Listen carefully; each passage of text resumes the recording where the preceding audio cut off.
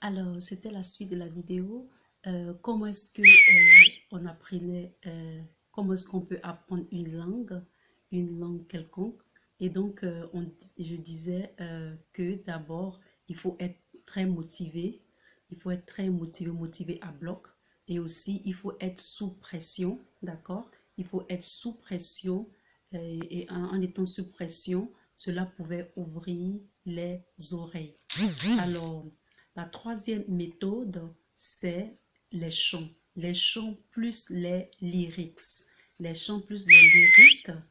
euh, Avec les lyriques, plus vous écoutez avec les lyriques et vous chantez vos deux sens, c'est-à-dire le sens auditoire et le sens, c'est-à-dire l'oral, sont en jeu.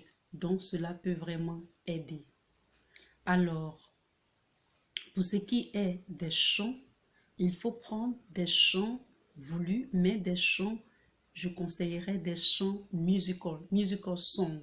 Comme par exemple, si vous voulez apprendre l'anglais américain, ok, vous pouvez prendre les musical songs. Parce qu'avec le musical, on dit des phrases et aussi on chante.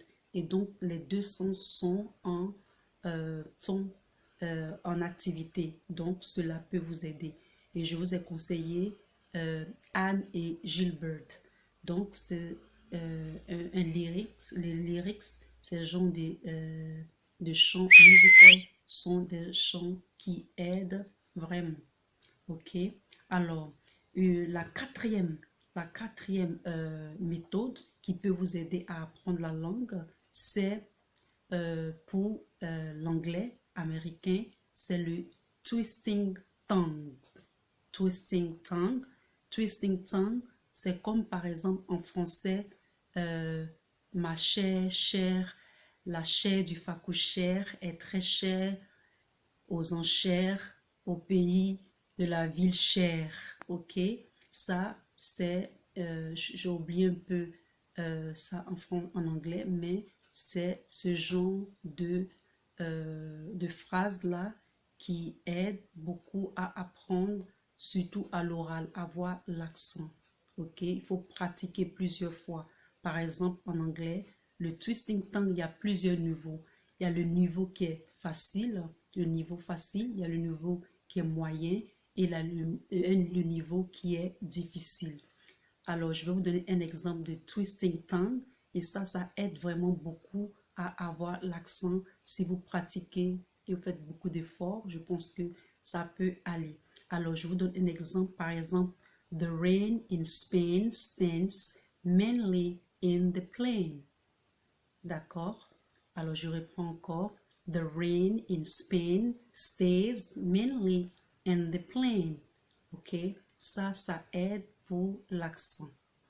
Alright? Et la cinquième méthode, c'est aussi, moi j'appelle ça le aide-mémoire. C'est-à-dire aide-mémoire. Vous pouvez prendre un petit carnet de poche, un tout petit carnet de poche. Vous notez tout ce que vous apprenez, d'accord?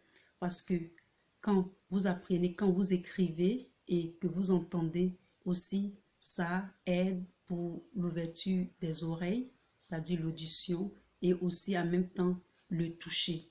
Donc vos sens du toucher et de l'audition, vos sens auditifs sont en activité. Donc ça peut vous aider